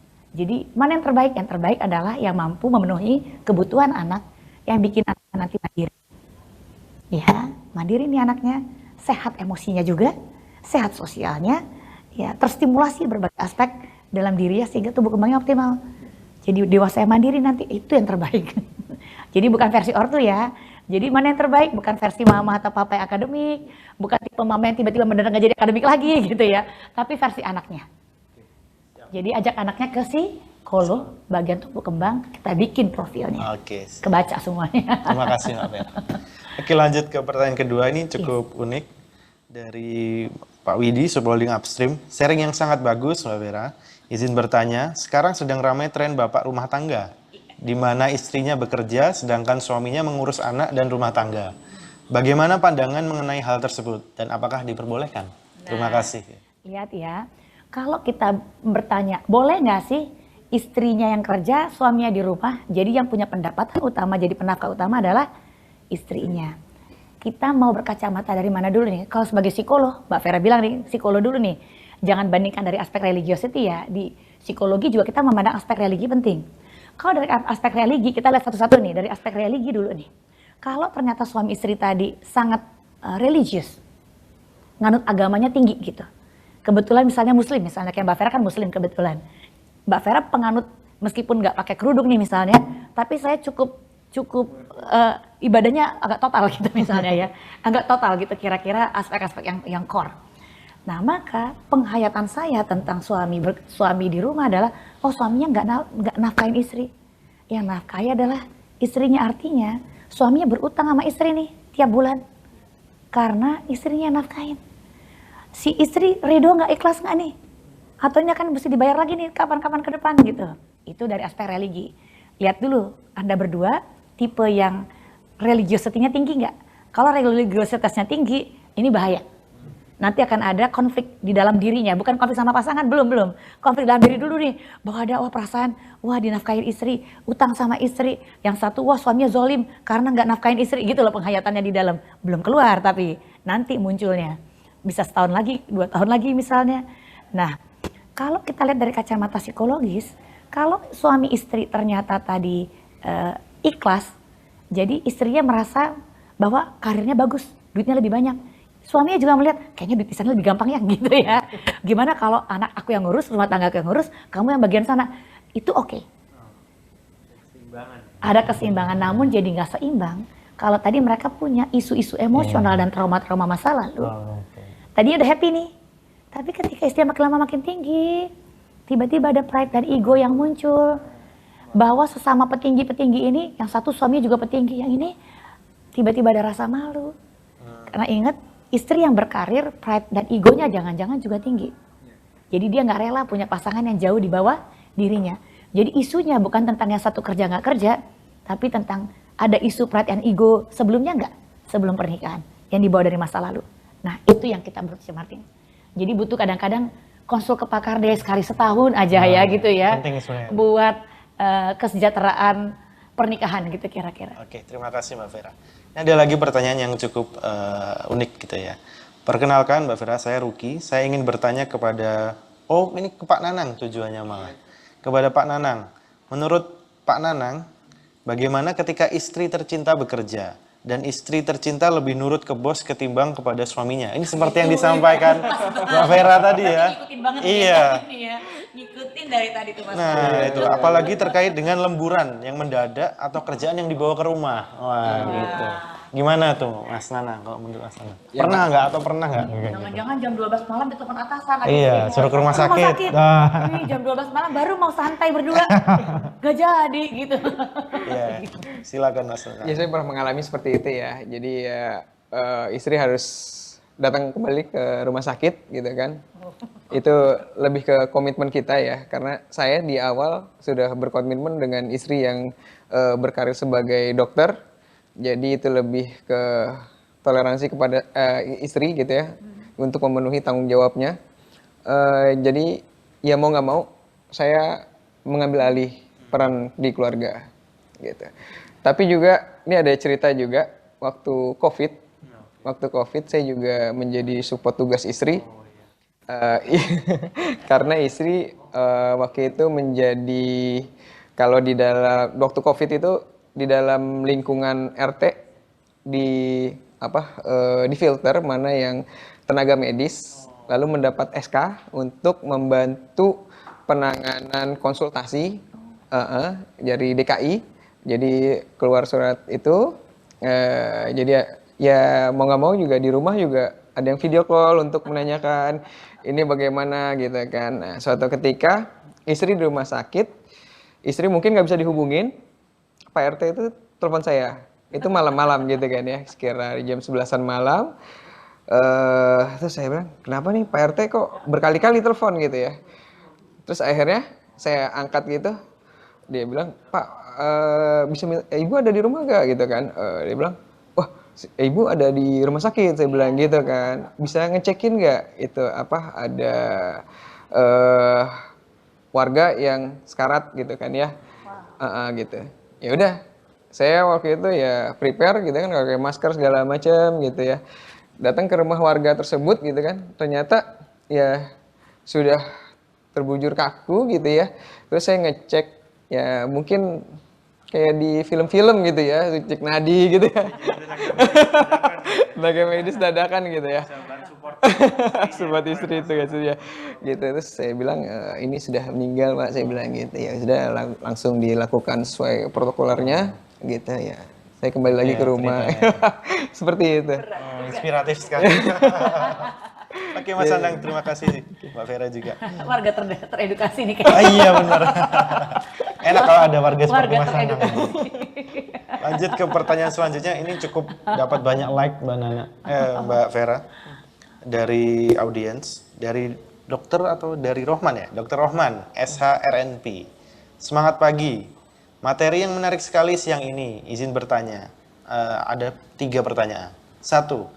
Apa saja support yang dibutuhkan istri yang bekerja dari suami? Yang kedua, batasan apa yang perlu dimiliki seorang istri yang bekerja agar keluarga tetap harmonis dan buah hati juga tetap mendapat perhatian yang cukup? Yang 3, bagaimana sikap istri jika diminta berhenti kerja oleh suami? Dan bagaimana sikap suami apabila istri menolaknya? Terima kasih, sehat selalu. Ini kece pertanyaannya. Nanti saya juga akan dibantu oleh Mas Nanang untuk pertanyaan pertama tadi, share langsung gitu ya, live gitu tentang kehidupan sehari-hari suami dari PPDS gitu ya. Namun yang menarik adalah jadi pertanyaannya. Dari tadi mengacu seolah-olah bahwa istri yang responsible. Istri yang bertanggung jawab nih. Bahwa istri meskipun bekerja, ayo gimana nanti ngerjain rumah tangga, ngasuh anak dan segala macamnya, lihat. Artinya ini masih besar sekali dipengaruhi oleh aspek stereotipik gender, stereotype gender. Ya, dalam tanda petik adalah yang nanya, nih Pak Roma nih, boleh review dulu. Apa yang bikin penghayatannya adalah versi tradisional. Ya, ini versi apapun boleh kok. Ya, masih di dunia yang sekarang kita pengaruh tradisional, oke. Yang penting dua-duanya agree, suami istri. Mau egaliter boleh, sama-sama seimbang nih, boleh. Yang mana aja boleh, yang penting sama-sama nyaman dengan pilihannya. Sebelum nanya ke level pertanyaan tadi, coba review diri sendiri, kira-kira kita penganut apa ya? Kalau Anda penganut tipe tradisional, ya, dan istri pun ternyata tipe tradisional, pola keluarganya dulu. Bicarakan ulang boleh, agar istri pekerjaannya nggak full time, jadi part time. Atau bila perlu sifatnya cuma support saja, hanya sekunder gitu kira-kira. Itu catatan saya sebelum jawab semua pertanyaan tadi, karena kita akan gagal jawab semua tadi kalau akarnya kita nggak ngeh gitu. Core isunya sebetulnya bukan tentang berapa jam yang istri mesti share di dalam keluarga dan di luar rumah gitu. For your info, dari sebuah data US Bureau gitu ya, ternyata perempuan Asia bekerja jam paling tinggi dibandingkan negara manapun, benua manapun di dunia gitu. Asia itu paling tinggi jumlah jam kerjanya, perempuan-perempuan Asia. Berarti PR nih ya, kerjanya banyak. Dan perempuan Asia seringkali dituntut dalam versi tradisional. Ngasuh anak, ngurus rumah tangga, artinya ada beban peran di situ, ya, yang overload.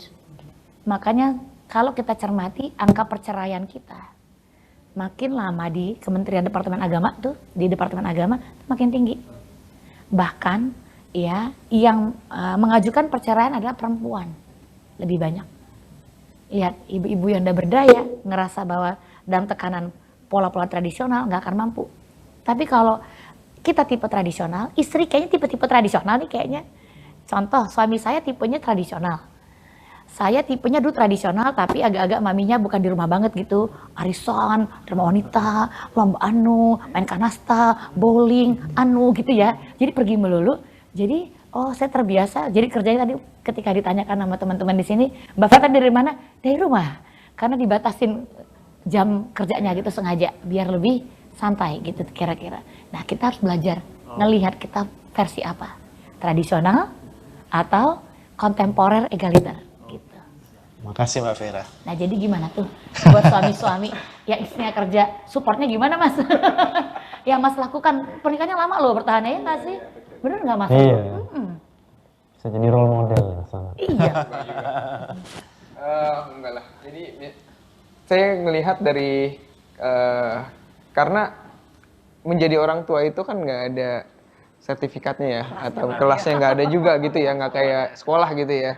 Jadi kita belajar tuh learning by doing, terus plus iya trial and error, serta melihat pengalaman. Saya beberapa kali diskusi juga punya teman gitu, yang pernikahannya sudah 29 tahun gitu kan, karena saya juga masih panjang, kita juga masih panjang gitu perjalanannya, bagaimana dia sudah melewati fase-fase yang sulitnya gitu kan. Kalau yang mengenai yang tadi gitu, kalau saya pribadi saya menganut yang kontemporer tapi religius ya Bu ya. Saya tambahkan plus religius gitu karena penting Bu, sangat penting juga karena kita ngelihat memang kalau zamannya Rasulullah gitu kan, support Khadijah itu luar biasa support terhadap perjuangan Rasulullah, bagaimana beliau juga orang kaya di Makkah gitu kan. Pada masanya, terus juga mensupport perjuangan suaminya gitu kan. Saya mengambil seperti itu, mau nggak mau sebagai laki-laki harga diri itu kita penting untuk mencari nafkah, untuk menafkahi keluarga gitu Bu. Jadi jangan sampai istri itu yang megang kendali, apalagi masalah ekonomi Bu. Nah ini catatan nanti Mas Nanang ya, istri Mas Nanang Bu catatan nih. Oh iya, karir boleh, tadi kan boleh, dibebaskan, betul. tapi tetap ada leader dalam family. Ada leader, leadernya adalah Pak suami, betul. gitu kan ya Mas Nanang Betul ya. sekali. Ya suaminya support tadi ya. Tadi kan Mas Nanang support banget. Mau megang anak, asuh anak ya, tapi tetap ada batasannya. Betul. Gitu kan ya. Keren ya. Belajar dari Mas Nanang juga bahwa tugas rumah tangga itu hanya bukan peran istri gitu ya, Iya. tapi tanggung jawab bersama. Jadi gitu ya. tadi karena nganutnya Ada bagi religi tadi kan. peran, iya. Dari aspek religiositas memang suami-suami terlibat dalam pengasuhan anak, ngurus rumah tangga dalam porsi yang lebih besar. Iya. Jadi beban suami itu gede sebenarnya. Lihat Mas Nanang mulai berberani nih kayaknya. Canda. Oke, Mbak Vera, Mas Nanang, mungkin sebelum ke pertanyaan selanjutnya, mungkin dari panitia ada slide terkait medsos ya. Dari Growth Corner ini kayak seperti ini ya, materinya bagus banget gitu ya. Sangat enlightened, sangat insightful gitu ya. Bisa kita pelajari kapan-kapan kalau misal kita ingat atau lagi sibuk, mau review lagi, apa itu kita ada media sosialnya untuk Growth Corner. Mungkin nanti bisa ditampilkan oleh tim panitia. Jadi teman-teman Sobat Pulse bisa melihat kembali rekaman webinar, terus diskusi, bedah buku yang bisa dikunjungi melalui website growthcorner.pgn.co.id. Kemudian juga bisa follow akun Instagram Growth Corner, yaitu di @growthcorner.pgn. Itu di Instagram juga ada, di website juga ada. Nanti mungkin bisa mengunjungi web itu. Kemudian juga dari PGN sendiri, buat Sobat Pulse, ini ada yang ingin kami sampaikan bahwa PGN memiliki permata launch di kilometer 88 Purwakarta. Jadi Sobat Pulse yang lagi dinas atau lagi berpergian bersama keluarga, mungkin Mas Nanang kalau mau camper van ke arah Bandung, bisa mengunjungi Permata Executive Lounge yang berada di kilometer 88 Purwakarta, yang dikelola oleh anak perusahaan Sepoldigas yaitu PGN Mas. Oh, di rest areanya ya? Ya, Mbak Vera kalau mau Oke. mengunjungi juga boleh. Nah, ini keren nih Mbak Vera. Fasilitasnya lengkap. Di sana ada lounge, juga ada toilet umum yang bersih, kursi pijat, nursery room, musola, coffee shop. Terdapat juga Growth Corner yang kita bangun di sana untuk pengunjung kalau misalnya lagi bosen, lagi capek, bisa mengajak keluarganya santai dulu sejenak, anaknya baca buku, ada playground, nah seperti itu. Bisa mengunjungi lounge kita. Oke, mungkin lanjut lagi ke pertanyaan yang ada di chat box ya, Mbak Vera dan Mas Nanang. Izin bertanya dari Raka, PHE. Saya Raka dari PHE. Izin bertanya, momen seperti apa yang tepat untuk membuka diskusi dan perlu perbaikan diri seperti apa? Di mana seorang suami adalah tipikal orang yang pasif, suka sekali memendam cerita. Nah, ini nggak suka bercerita berarti. Dan juga sering berpikiran hal sepele tidak perlu didiskusikan gitu kan. Dengan harapan baik dengan petunjuk yang maha kuasa gitu. Wow. Jadi dia diem aja berharap ada petunjuk gitu. Tapi berharap Gimana? pada Allah itu benar. Jadi aspek religi ada, itu bagus. Namun ya ketika kita betul-betul tadi kan pertanyaannya adalah ya kalau kita cermati kembali ya, diulangi kembali tadi Mas, yang pertanyaan awalnya. Momen seperti apa yang Momennya kan, pertanyaan kan adalah momennya. Di momen seperti apa, ingat, tadi kan tadi bahas, suaminya cenderung defensif dan pasif dan defensif. Ya, dalam pengertian nggak mau nih, ya dibahas mendalamnya tuh nggak bisa gitu, agak-agak terhambat. Artinya momen seperti apa nih? Pastikan momen yang rileks. Kenapa momen yang rileks? Karena untuk orang-orang tertentu, ya mereka yang terbiasa untuk nggak speak up, nggak ekspresif, jangan-jangan di masa lalunya terbiasa untuk ya diarahkan, nggak terbiasa untuk mengungkapkan diri, mengekspresikan emosinya, sehingga ya mereka ini cenderung akan mudah merasa terancam, under threat gitu istilahnya kalau orang-orang yang suka bahas mental health issues, under threat ketika ya obrolannya menggali atau self disclose dirinya gitu. Jadi jangankan diajak ngobrol mendalam, mulai ngomong tentang dirinya aja dia jangan-jangan ngerasa terancam gitu. Sehingga penting banget cari momen yang sangat rileks. Kapan momen sangat rileks? Ya, pada saat santai weekend, pada saat pergi makan berdua keluar, Ya, perlu ada momen dating sih. Jadi saran saya ya, sekali seminggu dating deh, kencan sama pasangan. Tiap hari sebelum tidur atau setelah bangun tidur, upayakan ada pillow talk atau toilet talk atau apapun talk-talknya. Sekali seminggu biasakan kencan. Ya, sekali sebulan atau sekali 3 bulan biasakan weekend getaway, agak jauhan dikit. Sekali setahun pergi ke pakar atau ikut seminar atau pelajari podcast-podcast kayak gini. Ini penting banget agar berdua itu ada yang bisa dibenahin gitu. Jadi cari momen kencan tadi yang rileks banget. Boleh nggak sebelum tidur? Khawatir nanti nggak tidur-tidur jadinya karena suaminya tadi agak pasif. Jadi butuh waktu lama untuk bercerita. Nah, catatan ketiga dari saya, daripada nyari momen-momennya tadi, boleh nggak pahami masa kecil pasangan yang bikin mereka cenderung pasif. Ini pola sekeluarga kah? Semuanya pasif semua gitu, artinya papa mamanya nggak terbiasa ekspresif secara verbal, atau jangan-jangan detach secara emosional. Ingat, attach itu dekat, ini attach. Kalau detach itu jauh. Udah detach, jarang ngomong. Jadi anak-anaknya semuanya agak-agak nggak terbiasa ekspresif karena terbiasa terabaikan. Atau jangan-jangan ortunya galak banget.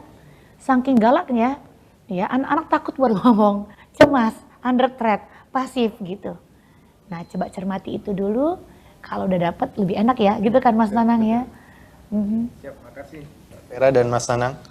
Ada pertanyaan lagi dari Saka JDS. Izin bertanya untuk Pak Nanang, lagi. Bagaimana tips sebagai suami untuk membagi waktu untuk keluarga yang jadwal libur kadang tidak berbarengan? Nah, ini mungkin dialami juga oleh Mas Nanang ya.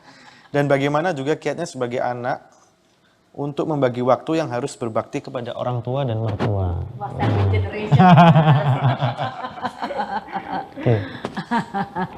Oke. Momen-momennya pasti kalau misalnya bentrok gitu ya, ada yang salah satu yang dikorbankan. Artinya saya yang mengambil cuti atau istri yang mengambil cuti. Mungkin saya karena punya atasan yang luar biasa, memaklumi, jadi supporting juga terhadap rumah tangga. Ya biasanya disetujui gitu. Jadi saya akan mengikuti libur dari istri. Lalu kita tentukan destination-nya bareng ya, di-prepare sama istri juga. Jadi mungkin ya saya juga saling mengalah lah istilahnya seperti itu.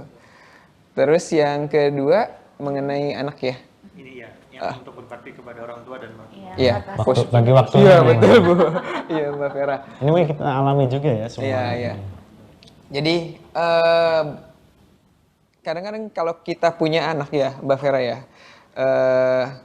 apalagi orang tua kita, mertua kita itu pengen ikut andil gitu ya. Jadi kita membagi waktu, kadang-kadang kita berkunjung ke rumah mertua, nginap gitu kan, bawa anak-anak juga karena kan biasanya bukan dicari bukan anaknya lagi ya, cucunya gitu ya. Iya, jadi kita ganti-gantian lah, kita ngambil momen-momen kayak mendekati Lebaran ataupun juga bulan puasa seperti itu sih. Terima kasih. Mas Nanang enak ya, supportnya banyak Iya. ya, atasannya. Nice. Support semua. Ortunya juga nggak demanding ya, gitu. Rezeki itu. Oke, lanjut pertanyaan. Nah, ini tadi kan kebanyakan laki-laki ya. Sekarang kita sesuai Hari Kartini, kita perspektif dari perempuan. Dari Ida SHU. Mbak Vera, saya bertanya. Saya sebenarnya paham tuntutan suami. Cuman ya gimana, energi saya sudah habis buat bekerja. Nyampe rumah udah capek banget. Belum lagi mood saya juga naik turun. Gimana ya mengelolanya? Ngelola mood ya. Iya, ngelola emosi, mood mungkin ya maksudnya. Perempuan memang paling sukar loh. Perempuan normalnya cuma 2 hari, oke. Mengapa? Karena perempuan dipengaruhi oleh hormon-hormon estrogen.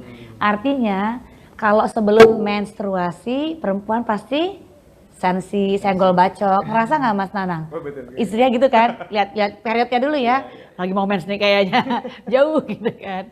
Yang kedua, perempuan juga dipengaruhi di umur tertentu oleh perimenopause. Belum menopause sih, tapi masih menuju menopause. Jadi prosesnya kira-kira 10 tahun menjelang menopause. Jadi kalau menopause-nya kira-kira nanti kejadiannya di umur 52 dan 42 dia udah uring-uringan, udah emotionally udah terpengaruh dan seterusnya gitu. Dan yang ketiga, perempuan sangat berubah terkait hormonal tadi, perubahan-perubahan hormonal saat melahirkan dan sesudah melahirkan. Nah, jadi statusnya tadi ada dalam 3 tadi enggak kebetulan. Kalau tadi statusnya dari 3 ini ada ngenak-ngenak, ya perhatikan aspek tadi karena kita butuhkan kalau lagi ngalamin yang 3 ini punya istirahat yang cukup dulu. Adequate nggak tidurnya? Ya, tidur 8 jam itu wajib. Nah, kalau tadi ngerti sih tuntutan suami tapi udah kecapean nih. Lihat, kalau Anda sangat terjejas dan terbebani oleh pekerjaan, bantu diri memahami apa yang bikin Anda kok butuh banget ya. Kerja tuh sampai gini loh. Kita bisa kerja di level high, sedang-sedang aja sehingga karirnya nggak naik-naik, biasa aja gitu. Atau ya paruh-paruh waktu deh kerjanya. Di perempuan, ketika mereka punya penghayatan, gue mesti kerja nih gini. Dia tuh udah capek banget, tapi semua dilakukan, semua mau dikerjakan, semua di fulfill. Jangan-jangan kita juga punya isu sebetulnya. Suami punya tuntutan, yes, tapi apa yang bikin kita merasa bahwa semua itu adalah tanggung jawab kita pribadi? Hati-hati loh, nanti akan mudah burn out secara emosional. Boleh nggak sebelum merasa bertanggung jawab untuk jadi people pleaser, menuhi harapan suami, menuhi harapan atasan, menuhi harapan papa mamanya tentang perempuan anak-anak yang berkarir, menuhi harapan diri sendiri tentang karir. Boleh direview dulu apa yang membuat kita merasa kok responsible ya sama semua hal tadi gitu. Jangan-jangan ya kita terbiasa take over everything, jadi lelah. Saran Mbak Vera, bikin dulu yang namanya weekly monitoring. Apa itu weekly monitoring? Rangkaian dari Senin sampai Senin, dari bangun pagi sampai bangun kembali, direview sehingga yang detail ya, tapinya ya detail banget, detail sama keterangannya sehingga ketahuan. Jangan-jangan jumlah jam kerjanya memang terlalu berlebihan. Berarti kalau udah begitu kita butuh super system lain. Atau jangan-jangan sebenarnya jumlah jam kerjanya nggak banyak-banyak amat sih. Tuntutan pasangan yang tinggi banget kah gitu? Atau apa nih? Jadi pahami weekly monitoring jadi kita bisa refleksi. Betul. Itu sih Terima kasih Mbak rahasianya. Vera. Mungkin satu pertanyaan terakhir dari chatbox. Ini anonimus gitu ya. Mohon tipsnya, saya single mom, anak 2 untuk menghadapi peran ganda. Oh, luar biasa ini. Wah ini jempol Iya, saya ini jempol. naik nih. Iya. Ini smart Kartini banget nih. Iya, semangat Kartini Waduh. banget ini. Peran ganda. Kalau tadi kan kita tanya pak pasangan, sekarang dia single mom. Ini berat. Kenapa berat? Berasa kan ya Mas ya, kita ini yang suami istri bekerja ada 2 orang di situ, semua supportnya banyak aja masih wow. Acung jempol dulu untuk mama-mama ini. Single mom itu oke. Namun gini ya, sebagai single mom boleh nggak jangan terlalu keras ke diri sendiri, boleh gitu. Ingat, Anda butuh jadi individu yang sehat mentalnya agar anak-anak sehat emosinya karena pusat emosi dalam keluarga dari ibunya.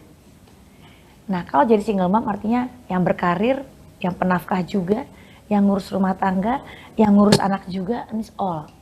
Itu sebab kita punya support system. Libatkan support system. Siapa sistem support yang bisa kita libatkan? Orang tuanya 2 kota semua Mbak Vera gitu. Ada kakak adiknya mungkin? Atau ada orang yang kita bisa bayar mungkin? Ya, asisten rumah tangga atau siapapun untuk jadi support system atau pakai teknologi yang memanfaatkan teknologi zaman sekarang. Ya, berupa apa tuh? Segala hal tinggal calling gitu maksudnya. Makan di calling, jangan masak gitu. Saya punya klien, dia ngerasa dia butuh masak gitu loh. Padahal yang makan cuma dia sama satu anak dan suaminya gitu. Apa what was the point ketika dia kelelahan, dia juga kerja, dia terjejas, beli boleh nggak? Iya ya, harus relax nih, beli. Ngasuh anaknya udah sekolah, ya berarti akan ada siapa yang ngantar jemput apa segala macam, libatkan support system lain. Ingat, jangan terlalu keras ke diri sendiri. Love yourself first, biar dapat compassionnya nanti. Itu sih catatan saya. Mungkin Mas Nanang bisa kasih masukan karena ngelihat kan istri PPDS tadi tahu kan ya. Sometimes mereka too hard to themselves kadang-kadang. Oke.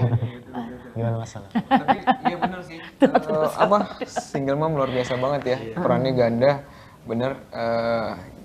Harus memikirkan diri juga sendiri. Apalagi peran ganda itu berat. Saya juga ngalamin gitu ya. Apalagi gue berbagi peran lah gitu kan, apalagi sendiri luar biasa. Ya, nggak sanggup lah istilahnya gitu ya. Ya butuh support lainnya. Oke, terima kasih Mbak Vera, Mas Nanang atas diskusinya yang sangat insightful, lancar, ngalir gitu ya diskusinya. Nah, Sobat Pos, mohon maaf nih, dikarenakan waktu yang terbatas gitu ya. Mungkin kita sudahi pertanyaan, masih banyak ini Mbak Vera, Mas Nanang pertanyaannya. Mungkin kalau masih yang belum puas bisa mengunjungi akun Instagram Mbak Vera, boleh ya? Nah, nanti bisa, ya kalau mau ngobrol bisa, mau datang untuk diskusi juga bisa, nanti bisa menghubungi kontak person yang ada di akun Instagram Mbak Vera. Kemudian, oh ini ada pengumuman penanya beruntung, 3 penanya beruntung Mbak Vera. Tadi penanya bagus-bagus gitu ya, sangat mengena gitu sesuai dengan tema. Jadi ada 3 pemenang untuk penanya beruntung di sesi kali ini. Yang nomor 1, pertama ada Bapak Sulaiman Daud dari PAG, tepuk tangan. Yang kedua dari Ibu Ida dari SHU. Kemudian, oke, keren-keren pertanyaannya ya. Untuk pemenang hadiah penanya beruntung dari Growth Corner pada kesempatan kali ini bisa nanti menghubungi Growth Corner dengan cara DM Instagram di @growthcorner.pgn. Nah gitu nanti bisa DM ke akun Instagram Growth Corner. Kemudian mungkin terakhir, apakah ada closing remarks mungkin dari Mbak Vera dulu? Boleh. Sesuai judul kita tadi, ya. Dear istriku, blank blank blank. Boleh nggak bikin lagi catatannya kalau tadi di awal kita sudah bikin sebagai baseline-nya, evaluasi perdananya setelah nonton podcast ini. Tiba-tiba pengen bilang apa sih ke istrinya? Dear istriku, blank blank blank blank. Katakan sesuatu. Ya, cermati perbedaan yang di awal tadi dengan yang di akhir sekarang. Ada perubahan nggak? Ada perbedaan nggak? Mana yang lebih romantis dan mesra? Kirimkan pada pasangan Anda. Oke, sambil ngucapin selamat Hari Kartini. Terima kasih Mbak Vera. Dari Mas Nanang, closing remarks? Untuk istri ya?